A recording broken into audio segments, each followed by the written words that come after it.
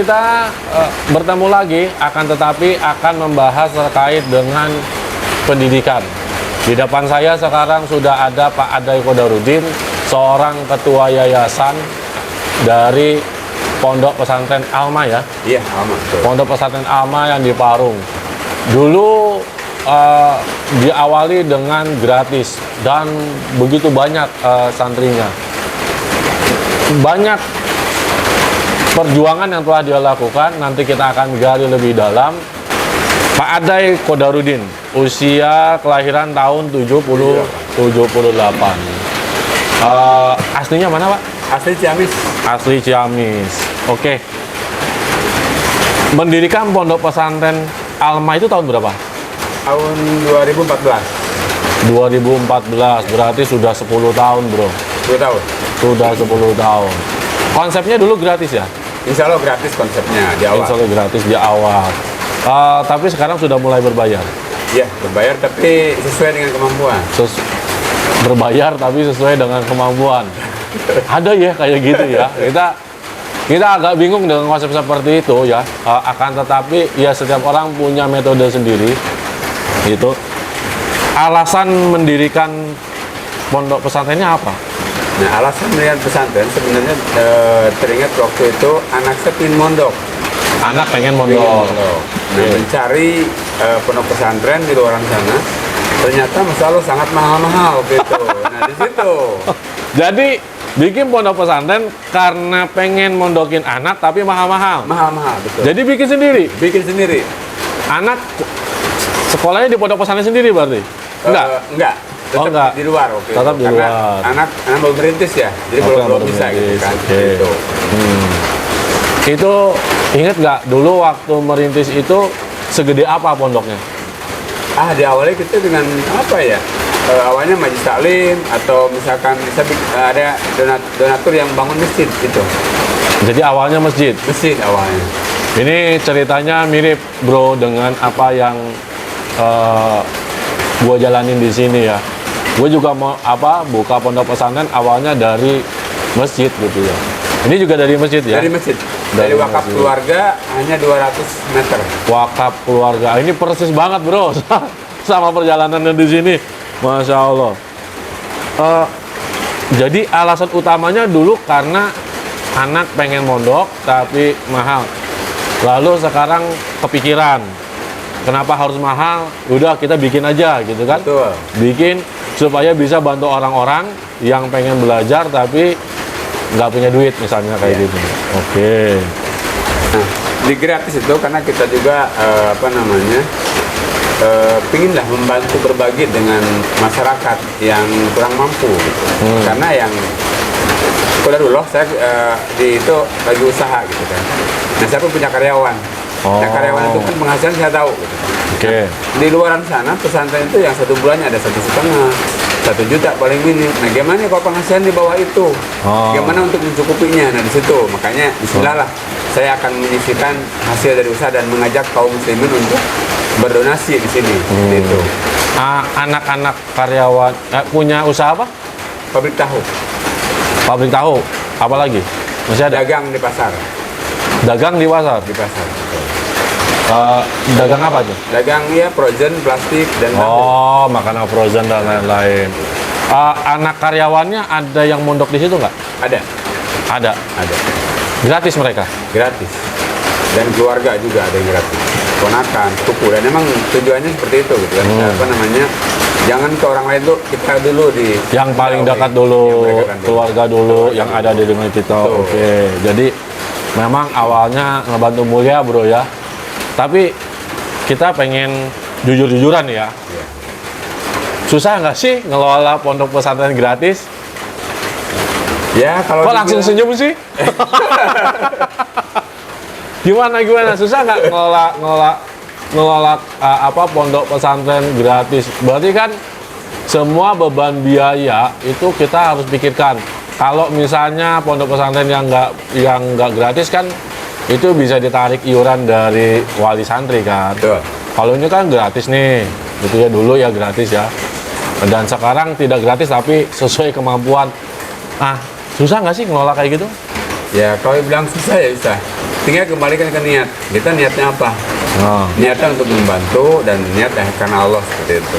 Seberat apapun saya yakin Allah itu akan ngasih rezeki. Dan saya punya keyakinan santri yang datang ke pondok saya itu pasti bawa rezeki masing-masing. Di situ saya akan tanamkan. Di situ saya akan untuk menguatkan diri saya. Kalau yang namanya putus pasti saya lega. Aduh malas, aduh tentangan. Ada? Oh banyak. sering kayak gitu? Sering. Biasanya pas peristiwa apa tuh kayak gitu? Ya pasti saat Gajian gitu. habis. Mesti bayar gaji ustaz gitu Gaji ya. Ustaz gitu. Oke, beras Gitu. habis.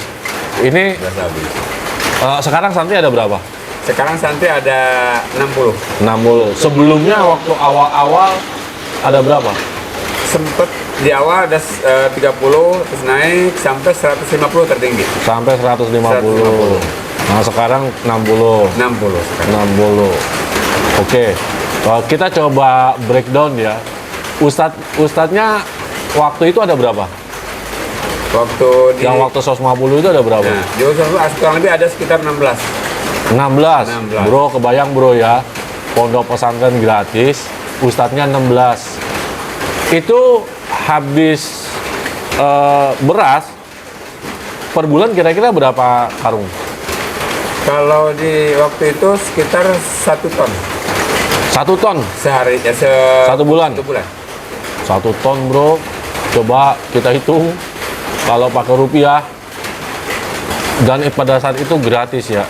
Lalu berapa persen yang Bapak dapat dari donasi? Dari donasi ya kurang lebih sekitar 50% lah waktu itu. 50% lagi dari mana? Itu apa namanya dari usaha, Usaha. sendiri, dari keluarga. Jadi Bapak usaha, ya hasilnya juga untuk nutupin operasional. operasional. Artinya kekayaan pribadi Betul. dipakai untuk itu. Ya. Kalau orang kan sekarang bikin kebanyakan ya, bikin pondok pesantren mahal buat memperkaya diri. Betul. Kalau Bapak kebalikannya ya, Kebalikannya. usaha uangnya dipakai untuk itu. Betul. Sampai sekarang masih berjalan kayak gitu. Terus sekarang masih Sekarang donasi gimana sekarang? donasi ya? Jujur aja sekarang donasi. Susah atau gimana? Bukan main. Bukan main. Kan sekarang dapat donasi itu ya paling ada 5 juta. Satu bulan. 1 bulan. Sekarang ustadznya berapa? Ustadznya sekarang agak dikurangin. Ya, Tinggal 4. tinggal 4. Ya. Itu laki dan perempuan. Sekolah perempuan nomor 6 berarti. 6. Ustadz 6, santrinya 60. Donasinya cuma 5 juta 1 bulan. Kira-kira kalau sekarang butuh beras itu 1 bulannya berapa banyak? Kalau sekarang beras 7 kintal. 700 kilo bro. 7 kilo berikut sama ustad-ustad ya. Iya. Kita pun dibagi ustad gitu. Ustadznya juga dikasih. Dikasih. Jadi selain digaji, ustadz itu selain digaji dikasih apa aja? Dikasih beras. Kasih beras, Kadang kalau ada rezeki ya sembako juga dikasih. sembako. Kalau tempat tinggal mereka di sana? Iya di sana kita fasilitas semua. Oh, kalau yang udah berkeluarga berarti dikasih kontrakan gitu? Kontrakan lah. Kita rumah belum dapat, belum bisa. Paling ada kontrakan terdekat. Yang bayar kontrakannya siapa? Ya kita lembaga. Pecah bro, kepala bro. Pecah ya kepala kita ya, kalau kita sebagai pengelola gitu ya, ya enggak lah ya. Artinya pecah itu kalau kita bikin stres, tapi karena beliau orangnya meyakini bahwa setiap itu sudah ada rezekinya masing-masing, jadi sudah yakin bahwa Allah pasti kasih jalan ya. Betul. Dan sampai saat ini kan terus berjalan ya. Alhamdulillah berjalan. Alhamdulillah. Walaupun dengan strategi yang mengurangi santri dan ngurangin ustadz itu kan salah satu ya. Saya berpikir Allah itu akan memberi kekuatan sesuai dengan kemampuan. Oke. Terus tadi kan pendapatan pribadi. Iya. Terus pasti pondok pesantren itu kalau yang gua alamin ya, itu ada namanya pasang surut. Pasang surut itu ketika banyak donasi datang, jadi kita bisa leluasa untuk mengelola pondok pesantren. Tapi ketika kesulitan, seringkali bukan hanya pendapatan kita yang kita harus korbankan, tapi kadang harta milik kita yang lain ya. Harta kita yang dalam bentuk yang lain. Istilahnya itu yang gua alamin ya. Yang gua alamin di sini bukan sebagai penyesalan, bukan sebagai sesuatu itu enggak, tapi ini realita yang juga harus kadang masyarakat perhatikan ya, gitu. Kalau Bapak sendiri, Pak, harta apa yang alhamdulillah lenyap disedekahkan untuk operasional pondok pesantren? Ya alhamdulillah sih ada mobil gitu. Mobil hilang tuh ya. Mobil. Untuk ngebelain pondok pesantren operasional tetap berjalan. Betul. Mobil hilang. Berapa mobil? Jadi keduanya bertahap. 2. Nah, 1 Nah, diberikan yang biar punya mobil pasti punya mobil. Berikan yang grade rendah. ya, jadi jual mobil, duitnya dipakai buat operasional, tapi ada sebagian buat dibeliin mobil lagi. Grade-nya lagi. Yang grade lebih rendah. Lebih rendah. Habis itu hilang juga tuh. Itu hilang juga nggak lama. Hilang juga nggak lama ya. Nggak Setelah pas dari itu ada kesulitan masalah ini lalu ini. Oke. Selain mobil apa lagi? Ada. Motor. Masya Allah ya, bro. Kita bisa hitung lah ya. 2 mobil 1 motor lah ya gitu. Itu apa ya? Menyedihkan sebetulnya kalau kita lihat dari sisi materialistis ya, bahwa sesuatu yang seharusnya tidak membebani gitu ya di pikiran ya, kalau mengelola itu untuk sebagian orang harusnya tidak membebani diri, akan tapi ternyata justru mengambil sesuatu dari kita yang itu adalah satu bentuk kenyamanan sebetulnya buat kita. Tapi kan kalau kita sudah berbicara dakwah, kalau kita sudah berbicara niat lillahi ta'ala ya, maka mungkin itu tidak akan dirasakan sebagai suatu kerugian. Tapi jujur nih, ngerasa rugi nggak? Enggak. Kenapa nggak ngerasa rugi? Karena tadi niat-niat saya untuk itu ya ada karena Allah gitu. Karena sudah pingin lah menyisa umur itu bermanfaat buat agama, buat umat. Gitu. Berat bro ya omongannya ya. Oke. Lalu tadi punya usaha tahu. Ya. Kalau sekarang selain punya usaha tahu, tapi masih jalan usaha tahunya sampai sekarang? Kalau tahu sekarang karena ini dipegang sama ponakan, jadi keluarga. Sekarang dipegang sama ponakan. Tapi penghasilan masih ada yang masuk ke situ, ke pondok pesantren? Enggak, beda. Enggak. Beda. Sekarang. Lalu terus sekarang usahanya apa? Nah, sekarang kan toko masih ada waktu itu. Nah, Toko, sekarang oke. 3 tahun ke belakang kalau nggak salah sudah nggak ada juga toko. Punya toko pun sekarang udah nggak ada. Udah nggak ada. Dulu toko itu digunakan buat apa?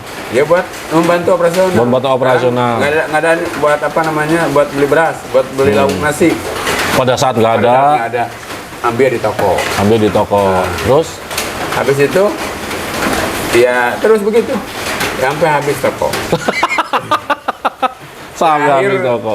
Toko saya itu kalau dihitung barang itu ada 8 jutaan kali ya. Dari omset Terakhir tuh. Terakhir. Dari omset dulu sekitar 30 juta sehari omset jual. Omset dulu 30 juta sehari. Dulu modalnya itu toko berapa? Dulu modal ya kita merintis emang kecil. Hanya 2 juta lah modal. 2 juta. Ya alhamdulillah ya. Alhamdulillah gitu kan. Jadi dan pada saat itu kita melihat wah Allah bantu kita, Bantu ya kita. dinaikin omset dan segala Tuh. macam. Dari omset sehari 75.000 saya ingat banget. Dari 75.000 omset. 75.000. 75.000. Ya modalnya 2 juta gimana mau besar. Iya, iya. Cuma bertahap alhamdulillah Allah bantu.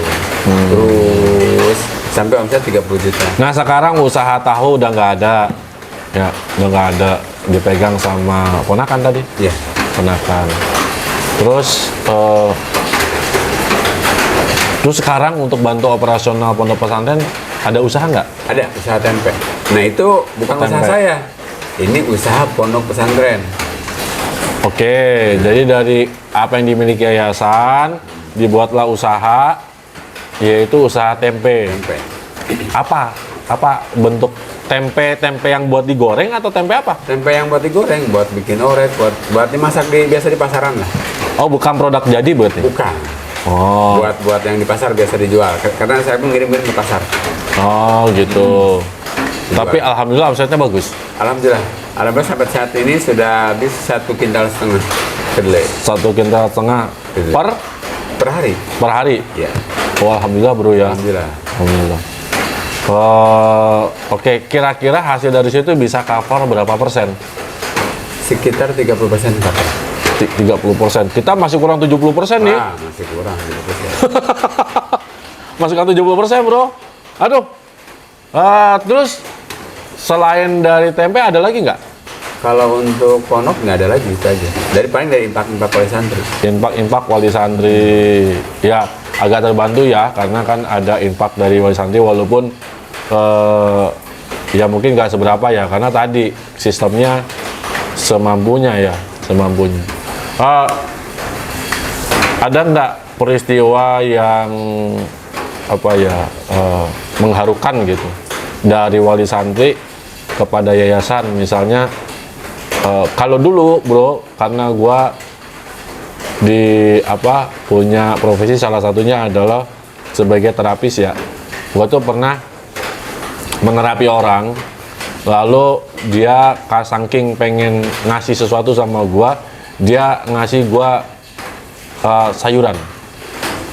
Padahal gue nggak minta ya, memang agak jauh perjalanannya gue dari sini menuju ke sana gitu ya, ke tempat pasiennya, tapi seperti itu. Lalu ada di sekolah teman gitu ya, sama sekolah, tapi bukan pondok pesantren ya, sekolah biasa, yang sekolah islami gitu ya, ada yang sampai bayarannya itu bayar pakai jagung gitu. Ada nggak kejadian kayak gitu di pondok pesantren? Yang ngasih-ngasih dalam bentuk bukan uang lah gitu. Oh ada. Sekarang sayuran. Terus sekarang ya kemampuan mereka aja, adanya apa kasih, kadang berasnya. Oh. Seperti itu. Gitu.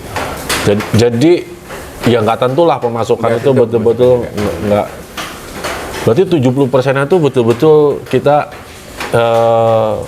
betul-betul apa ya? Betul-betul kita berharap sama ketergantungan sama Allah tuh luar biasa ya. Iya, luar biasa. 70%-nya itu ya. Karena kalau secara ikhtiar kita kan dapetinnya tadi 30% lah kira-kira ya. 30%. Tuh. Luar biasa, Bro. Lo lihat ya. Jadi jangan selalu berpikir bahwa mendirikan institusi pendidikan, pondok pesantren itu selalu untuk cari uang. Ya memang banyak sekarang yang mendirikan pondok pesantren dengan rate-nya tinggi-tinggi, mahal-mahal gitu ya. Memang ada yang untuk cari uang, tapi ini perlu dipotret ya yang kayak gini, bahwa ada masih orang seperti ini gitu ya, bentukannya kayak gini nih gitu ya. yang apa namanya, yang berpikir Masya Allah masih ke dakwah dan mencoba tetap kuat gitu ya.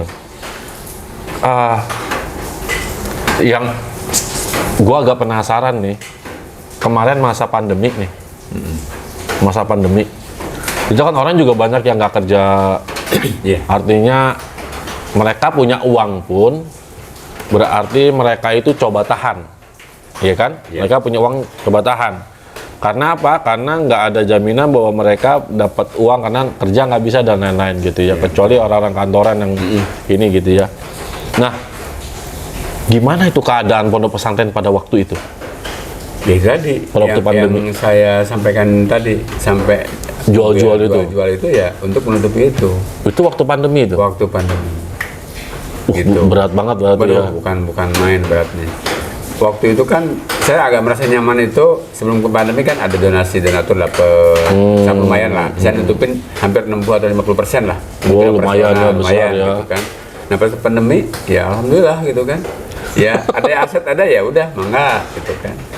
Ya masa berhenti kan nggak mungkin. Iya. Seperti itu. Ya apa aja yang saya punya ya saya keluarkan. Kalau santri dari mana aja sih? Santri waktu pas banyak ada dari Merauke, NTT, Flores, jauh-jauh ya? Aceh, Medan. Masya Allah. Wah, luar biasa. Nah itu waktu COVID itu berarti tadi sampai jual-jual aset dan lain-lainnya gitu. Pernah dapat bantuan dari pemerintah nggak? Saya pernah ngajuin. Pernah ngajuin. belum pernah gol. Ngajuin itu kemana?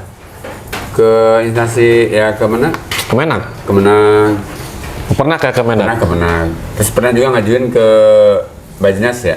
Basnas? Bajnas Bogor pernah dapat dari Bajnas Bogor. Dari Basnas Bogor dapat? Dapat. Boleh tahu berapa dapatnya waktu itu? Waktu itu kalau nggak salah bentuknya 15 juta lah kalau nggak salah. 15 juta. 15 juta. Oh, masya Allah, alhamdulillah ya masih dapat ya Basnas.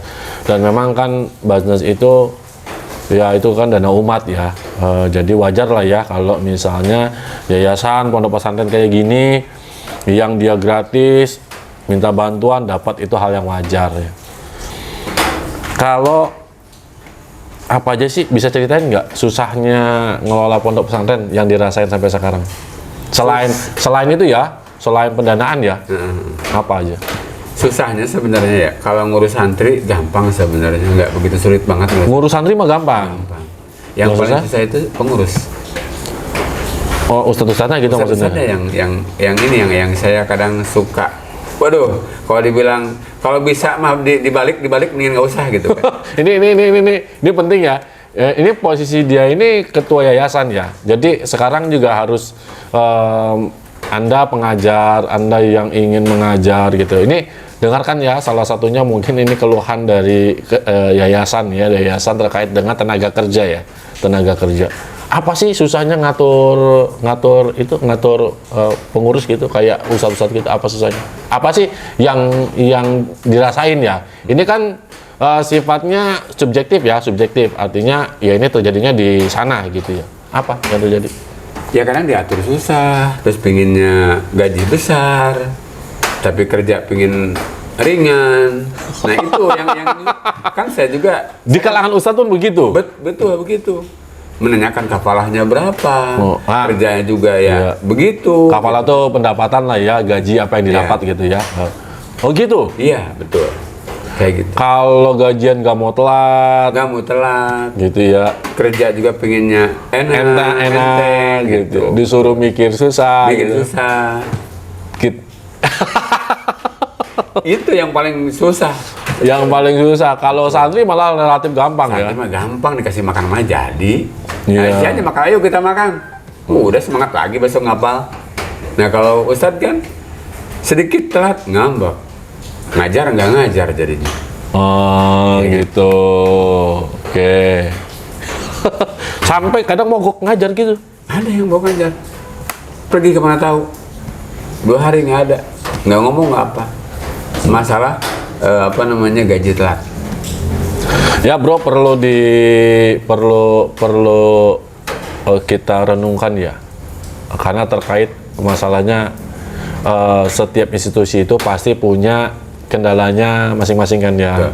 Punya ketika memang ada keterlambatan itu bukan yayasannya mencoba untuk nggak ngasih kan gitu ya. Kalau di kasusnya Pak Ada ini memang sedang susah aja, jadi butuh waktu lebih lama untuk bisa memenuhi tanggung jawab itu gitu.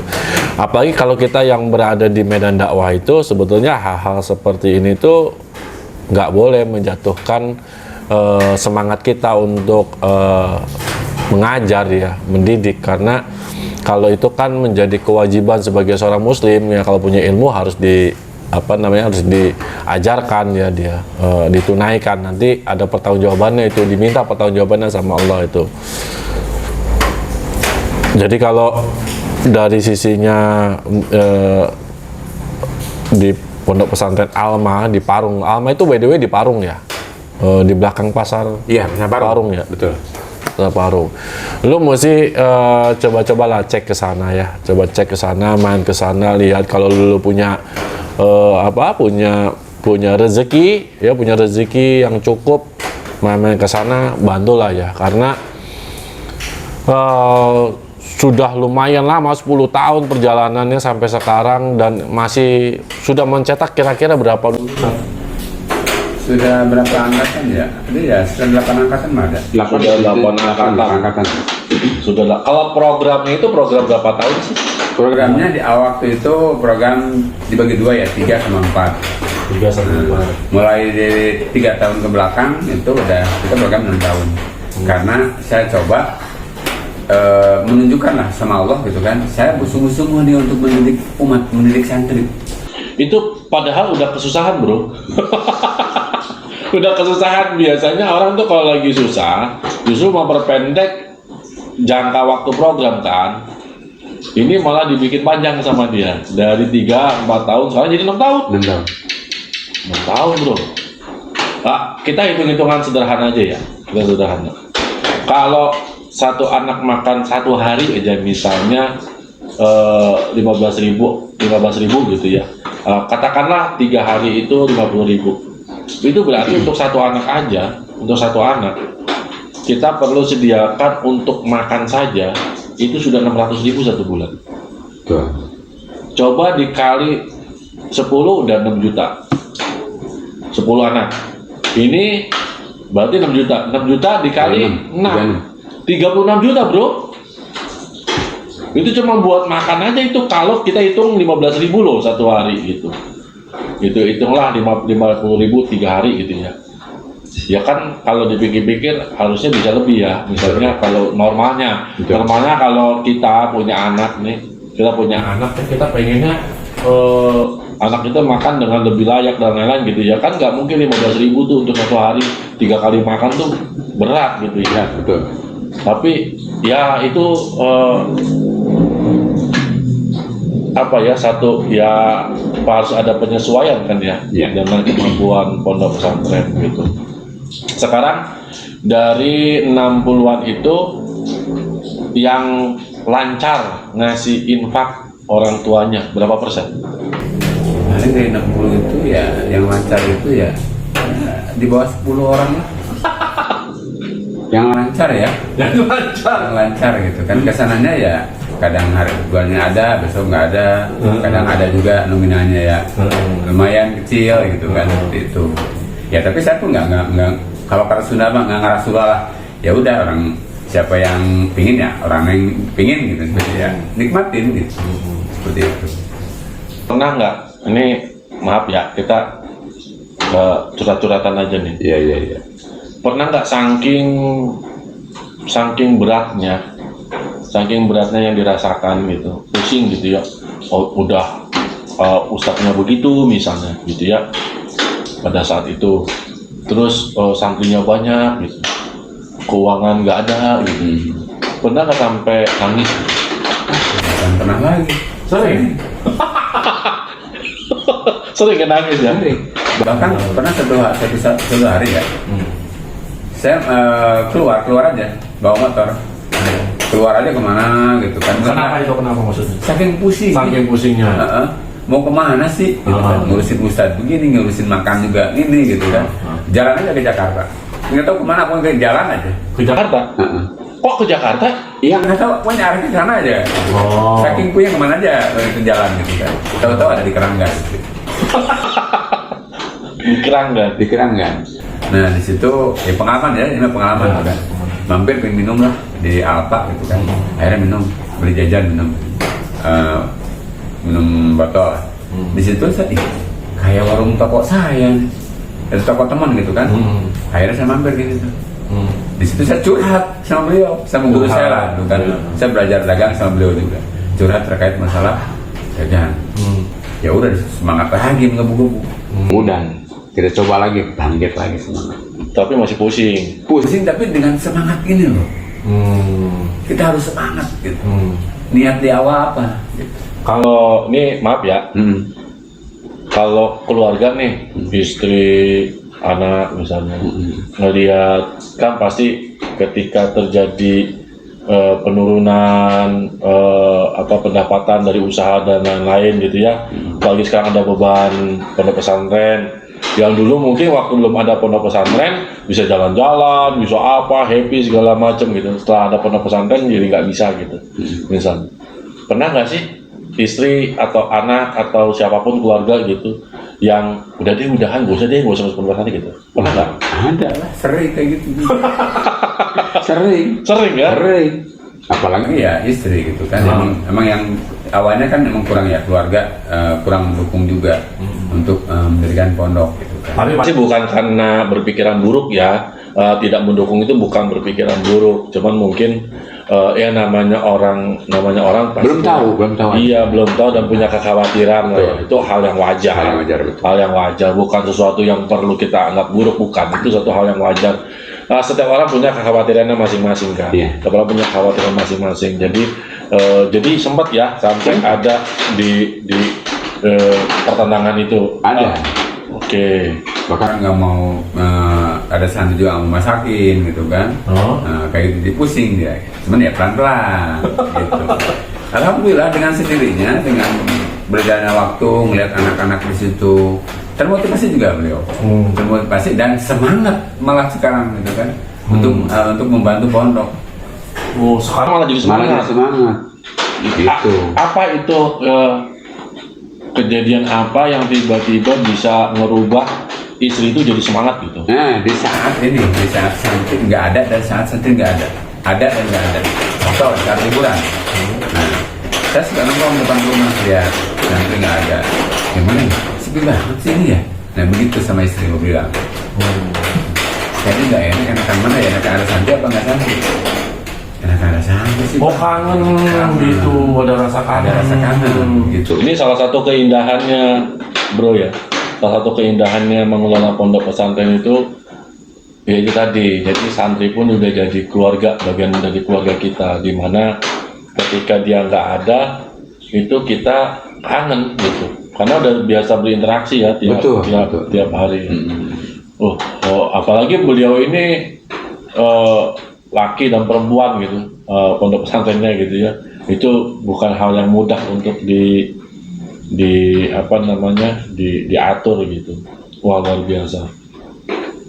Terus dengan segala kesulitan dan lain-lain, punya harapan apa sama pondok pesantrennya di masa yang akan datang? Ya, harapan yang pertama sih ya bisa bermanfaat buat masyarakat ini ya. Karena saya bukan lembaga ini, bukan punya keluarga, ini punya umat gitu kan. Makanya agak sempat pusing itu ya tadi ya ke para mendengar lah mungkin ya, gimana caranya nih si pengurus atau ini kan, ayolah kita berjuang nih buat umat, bukan buat keluarga gitu kan. Karena harapan generasi ke depan itu biar lebih bagus seperti itu. Jangan sampai putus di diri kita aja, harus semakin bagus lah di generasi yang akan datang. Seperti itu harapannya.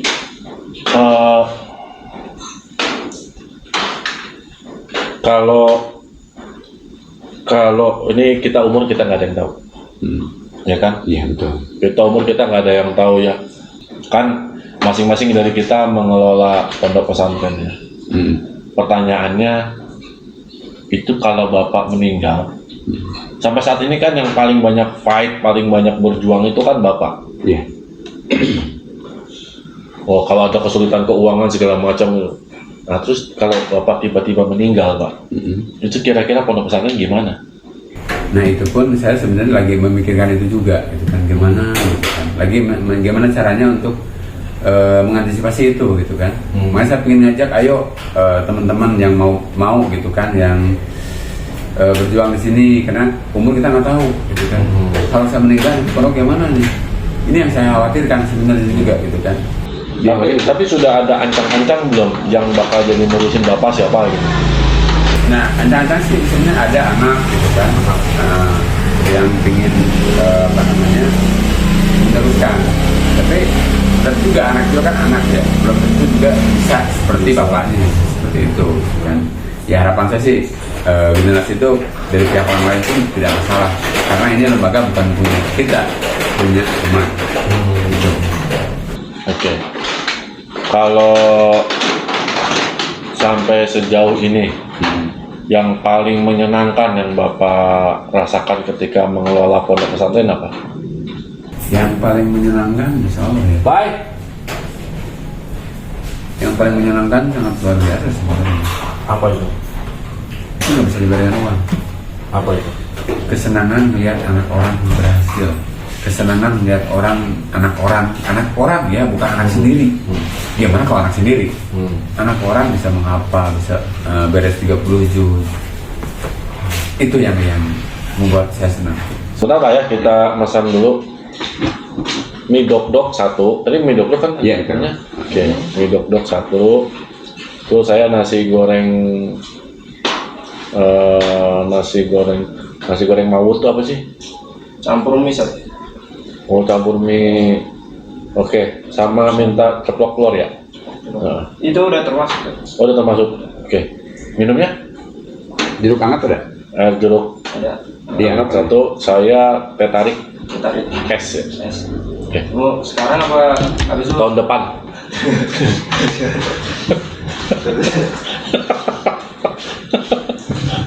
Gak pakai lama. Ya, kan. Oke. Itu yang paling seneng malah melihat anak-anak orang lain berhasil. Sejauh ini ya, Sejauh ini. kan ngebuka gratis untuk orang. Pertanyaan saya sekarang, pernah ada perlakuan istimewa nggak sebagai ucapan terima kasih dari orang tua kepada Bapak sebagai ketua yayasan ketika anaknya selesai belajar di situ? Wah, ada. Merinding saya nih. Kayak gimana? Apa namanya? Menghargai saya sebagai pimpinan lah gitu di situ kan. Ini di situ nggak bisa diumumin dan kata-kata lah, luar biasa itunya tuh. Ungkapin terima kasihnya sampai ya kadang ngasih sesuatu ke rumah gitu kan. Walaupun sampai sekarang ada yang seperti itu, datang ke rumah ngasih sesuatu gitu kan. Walaupun kue atau apa itu kan sesuatu yang berharga buat saya. Itu ada nggak, maksudnya ada nggak yang sampai nangis-nangis gitu Pak? Ada. Saking terbantunya. Ada. Ya, itu Sampai ya. meluk saya sampai erat-erat kayak gitu, masya Allah. Itu di situ saya juga luar biasa di situ. Sampai nangis. Ada yang kayak gitu ya. Ada yang cuek ya, ada itu biasa. Ada juga yang cuek ya. Ada yang cuek ya. Ada yang cuek. Tapi ada juga yang sampai nangis-nangis karena Iya. merasa terbantu sekali ya. Betul. Dengan kehadiran Pondok Pesantren Alma daerah gitu. Tapi Pondok Pesantren Alma itu katakanlah sekarang ada 60-an gitu ya. Itu penduduk di situnya gitu. Banyak nggak yang di situ, sekolah di situ? Nggak ada. Nggak ada penduduk di situnya. Nggak ada. Aneh ya? Iya nih. Paling penduduk anak saya paling. Oh, Iya. kenapa kira-kiranya? Nah, saya juga bingung. Merekrut sudah, mengajak sudah, tapi ya qadarullah nggak ada.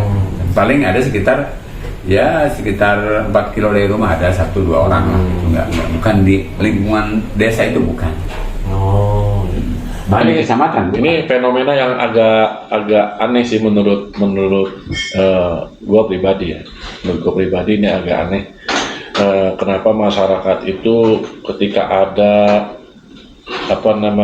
ada jenis sekolah model seperti ini kok malah tidak memanfaatkan gitu ya? Atau mungkin memang orang di sana lumayan berada, Pak? Enggak juga. Kalau dipikir-pikir dilihat gitu, enggak juga ya? Enggak juga. Biasa aja. Aneh ya? Aneh. Ini kalau kami di sini tantangannya memang kalau orang dekat itu terlalu gampang pulang dan lain-lain sehingga bisa merusak suasana atau atmosfer dari pondok pesantren di sini ya. Kalau di sini makanya kita lebih fokus kepada orang-orang jauh, orang-orang dari Sumatera gitu ya, dari Kalimantan dan lain-lain kalau di sini, karena kita melihat kebutuhan dai di sana itu tinggi gitu ya. Tapi karena memang di sini pondok pesantrennya nggak ngajarin pelajaran-pelajaran sekolah gitu. Kalau di sini gitu kan memang khusus untuk Al-Quran lah ya, gitu, dai plus pengobatan kalau di sini. Tapi kalau di Bapak kan itu ada sekolahnya ya? Sekolah juga formal enggak? Kerja paket lah. Kerja pakai kita nginduk. Iya, ngindukan ya. Ya artinya itu kan sebenarnya daya tarik ya. Jadi selain dapat ilmu agama, dia pun dapat ijazah kan. Betul. Ijazah umum kan.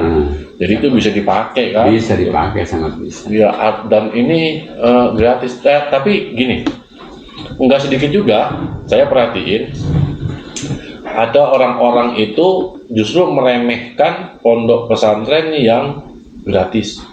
Pernah nggak Pak diremehkan kayak gitu? Ya ada juga pernah. Ada.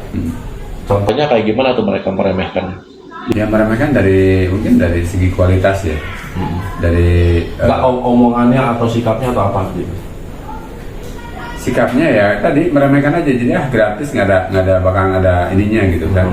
Dari fasilitasnya, dari ininya gitu kan, apa namanya, sarana prasarananya seperti itu gitu kan. Nah itu kan kalau bagi saya sih itu tantangan buat saya. Gimana caranya untuk menepis bahasa itu. Itu yang saya tekankan dari saya, karena kalau kita ngikutin kandon, gimana dakwah saya hilang nantinya gitu. Ini bukan omong kosong ya, karena memang ada banyak persepsi di masyarakat itu ketika lihat gratis itu dibilangnya pasti nggak bermutu dan lain-lain. Ini juga dialami di sini, di pondok pesantren sini Pak, gitu. Nah, cuman kita ngambil sikapnya, jadi ya terserah orang mau ngomong apa, tapi kita buktikan. Jadi di sini kita spesialisasinya kita akan kuatkan di sisi mana. Kalau di sini pondok pesantren sini tuh spesialisasinya adalah qiraah ya, bacaan gitu, bacaan di tajwid gitu ya. Di tajwid. Jadi kita di sini nggak fokus kepada jumlah hafalan, tapi justru baik dan benarnya bacaan, karena nanti mereka akan jadi pengajar-pengajar di daerahnya masing-masing. Plus kita ajarkan pengobatan. Dan ternyata untuk meredam persepsi itu, kita bikin waktu itu kita sempat bikin yang namanya kejuaraan membaca Al-Quran ya, hafalan Al-Quran gitu, hafalan Al-Quran. Dan ternyata banyak sekali yang, mohon maaf, pondok pesantren yang berbayar mahal pun gitu secara hukum bacaannya itu tidak benar, karena ngejar banyak hafalan gitu, dengan anggapan bahwa ya udah hafalan aja dibanyakin nanti gampang dibetulin. Padahal kalau sudah fokus kepada hafalan itu untuk membenarkan bacaannya malah tambah sulit sebetulnya gitu. Tambah sulit karena orang sudah terbiasa dengan bacaannya itu gitu ya. Nah, itu di sini cara persepsi menghajar persepsi ketika dikatakan seperti tadi. Tapi memang kejadian aslinya banyak orang yang meremehkan institusi pendidikan gratis itu, salah satunya dengan ya udah masuk meminta-minta tapi keluar seenaknya. Nah itu sangat terjadi kayak gitu. Nah itu meremehkan, itu nggak boleh ya. Meremehkan banget. Tadi kan kita sudah mendengar bagaimana perjuangannya Pak Adai gitu.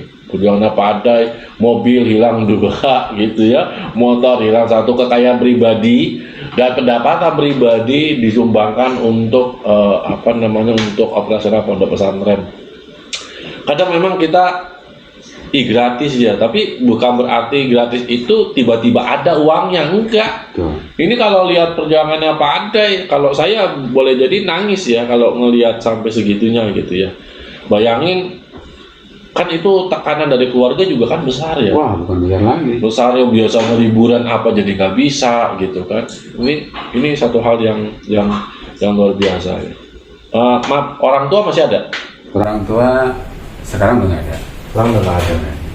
Kalau boleh kita flashback terakhir ya, flashback gitu. Dulu keinginan apa yang ingin dicapai untuk diberikan kepada orang tua, tapi akhirnya nggak tercapai sampai sekarang? Keinginan orang tua itu punya cita-cita sebenarnya. Apa tuh? Cita-cita itu ingin punya anak saya lah, ingin pesantren awalnya. Pengen punya pesantren? Bukan, bapak saya itu dulu, saya tuh pengen pesantren. Pesantren. Terus? Nah, sayanya nggak pesantren. Gitu. Itu cita-cita bapak. Itu jadi salah satu penyebab nggak bikin pondok pesantren? Nggak. Penyebab gimana? Ya akhirnya kan dulu disuruh suruh masuk pondok pesantren, tapi bapak nggak mau. Ada tipe orang yang ketika lihat kayak gitu, saya nggak bisa memenuhi keinginan bapak nih untuk masuk pondok pesantren, ya udahlah saya bikin pondok pesantren. Enggak, bukan itu sih, bukan. Cuman pas kesini berjalannya seni waktu gitu kan. Nah, bapak pun sangat mendukung. Dan Berarti pondok pesantren ini berdiri waktu itu Bapak masih ada? masih ada, alhamdulillah. Senang banget beliau. Bukan senang lagi. Dan muncul bahasa yang tadi bilang, sebenarnya kamu itu pengen pesantren ini dai. Itu bahasa muncul itu baru pas saya punya pesantren. Oh, jadi dulu Bapak nggak tahu Nggak. kalau Nggak. bapaknya tuh pengen. Saya pesantren itu dia belum nggak bilang. Nah, cuman bilang itu pas saya punya pesantren. Makanya beliau sangat luar biasa mendukung. Bahkan beliau juga, saya ikutan dai, saya ingin mewakafin izin tanah saya dijual, punya bapak dijual di kampung, pindah ke sini. Sampai segitu. Sampai segitu. Oh, luar biasa. Bapak saya. Nah, itulah motivasi saya juga buat semakin kuat memperjuangkan pesantren itu. Bapak saya pun membela-belakan menjual asetnya buat membantu pesantren. Masa saya anaknya kalah? Itu yang saya ditekankan ke diri saya pribadi. Dibela-bela menjual itu tanah, ingin ikutan wakaf di situ. Saya juga ingin punya pahala dari. Ngomongnya sampai kayak gitu ya. Itu kalau bapak ya. Kalau ibu Beda dengan bapak. Ibu lebih kekhawatiran. ya wajar lah perempuan. perempuan aja. Biasanya begitu orang perempuan Iya, tuh. betul. Kadang ada yang berpikir ini pikirin dulu keluarga kita, bukan mikirin anak orang lain dan segala macam gitu ya. Ya nggak ada yang salah. Nggak Nggak ada yang salah. Memang kita memang juga harus pikirkan Betul, betul. harus keluarga kita. Yaitu perjuangannya ya dinamika mengelola pondok pesantren. Tapi saya sampai kehilangan 2 mobil, 1 motor itu, masya Allah. Saya Dan mobil itu mobil kesayangan. mobil kesayangan. Masih ingat nggak itu mobil mereknya apa, tipenya apa? Mobil itu Innova. Innova. Dan plat nomornya khusus. Plat nomornya pun khusus. Innova ya. F333RH. Kalau kata Sunda, Peris.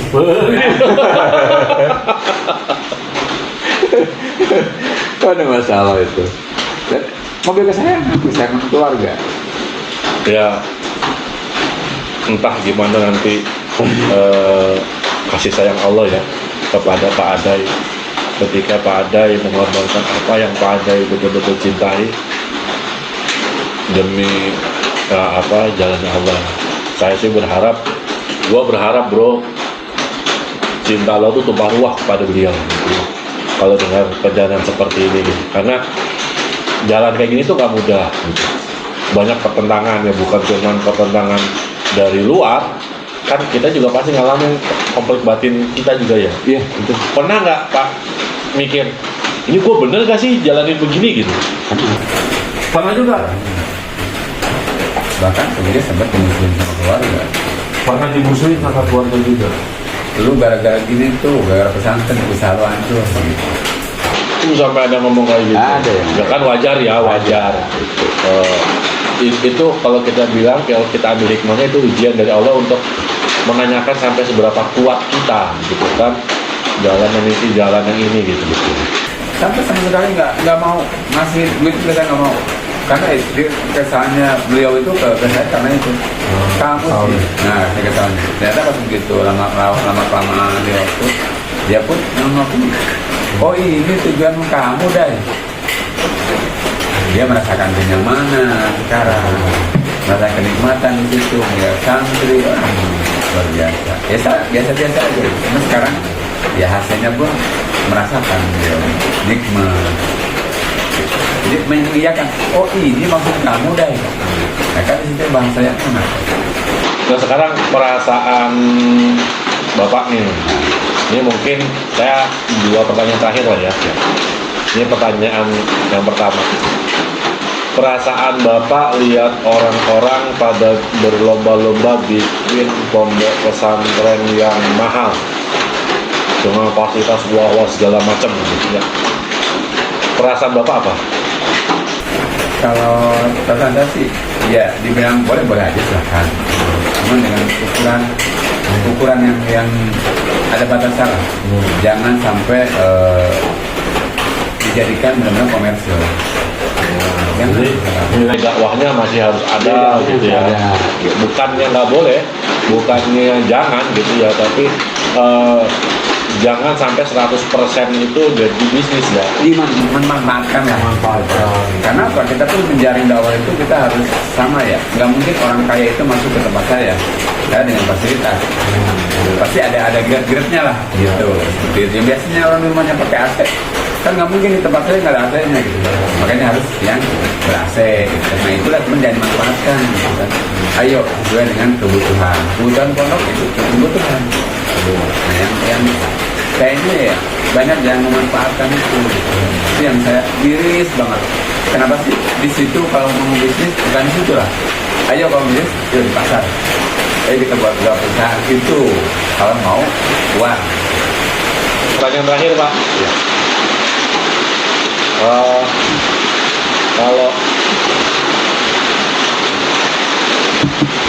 Kalau Bapak dikasih kesempatan balik lagi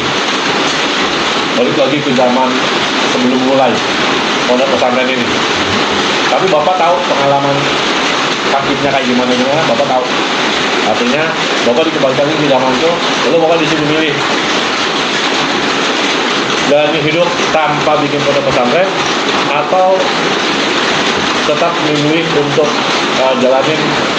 memilih untuk mendirikan pondok pesantren. Mana yang Bapak pilih kalau Bapak dikembalikan lagi ke zaman yang dulu? Tetap di pondok pesantren. Walau Bapak udah tahu bakal Bapak ngalamin susah-susah itu. Iya, insyaallah. Itu bro ya jawabannya. Terakhir, saya sering kali membaca dan mendapatkan pernyataan dari orang gitu. Kenapa sih pendidikan agama sekarang yang misalnya itu mahal? Lalu bagaimana kami yang miskin? Kemana kami harus mengadu? Kemana kami harus menyekolahkan anak kami? Apakah pendidikan yang bagus, yang sunnah itu hanya untuk kalangan orang kaya? Sedangkan kami yang susah itu nggak bisa. Kehadiran Pak Adai, pondok pesantren seperti Pak Adai itu adalah sebuah jawaban untuk pertanyaan-pertanyaan seperti itu. Tinggal kitanya mau support atau enggak. Kalau kita memang peduli terhadap masyarakat, terhadap dakwah, dan kita pengen punya amal bekal kita, maka dukunglah orang-orang seperti Pak Adai ini. Datang, kunjungi pondok pesantrennya, lihat apa yang bisa dibantu, maka bantu. Itu setidaknya bisa kita lakukan ya. Kalau kita nggak bisa memberikan solusi dengan mendirikan pondok pesantren seperti ini, bantu aja yang sudah ada, gitu. Bantu yang sudah ada. Berikan apa yang kita bisa, bantu kepada beliau supaya lebih mudah untuk membesarkan ya pondok pesantrennya, bisa merasakan kalau dulu bisa sampai 150, mudah-mudahan bisa sampai 1000 lebih orang yang bisa merasakan manfaat dari kehadiran pondok pesantren itu, dan gratis tapi tetap menjaga kualitas dan mutu gitu.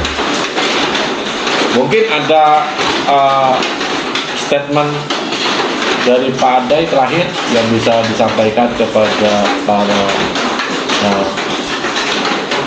penonton video kita. Ya mungkin ya, pesan saya dan visi sih ke depan itu ingin punya pesantren itu bukan satu ya. Walaupun merasakan pahit petir ya.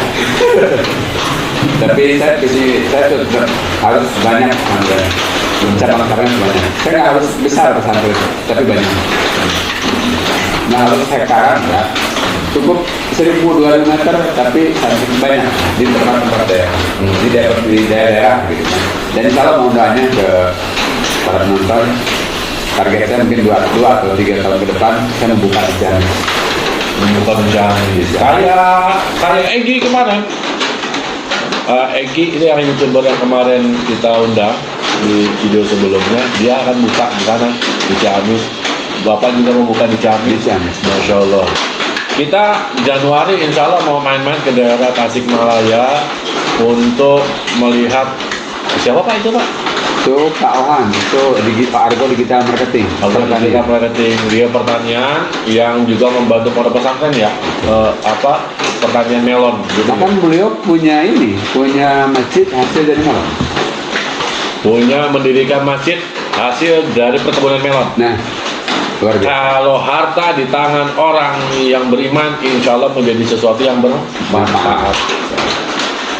Tunggu nanti video itu, karena gua akan berangkat bareng sama Pak Adai, sama Bang Edi juga berangkat ke sana melakukan banyak hal insya Allah. Oke, makasih semuanya udah nonton dari awal sampai akhir. Mudah-mudahan hujan ini mendatangkan keberkahan bagi kita semua, menjadi rahmat bagi kita semua. Dan mudah-mudahan suaranya nanti tidak mengganggu dari sesi diskusi kita. Tunggu video-video gua berikutnya. Makasih. Assalamualaikum warahmatullahi wabarakatuh. Waalaikumsalam.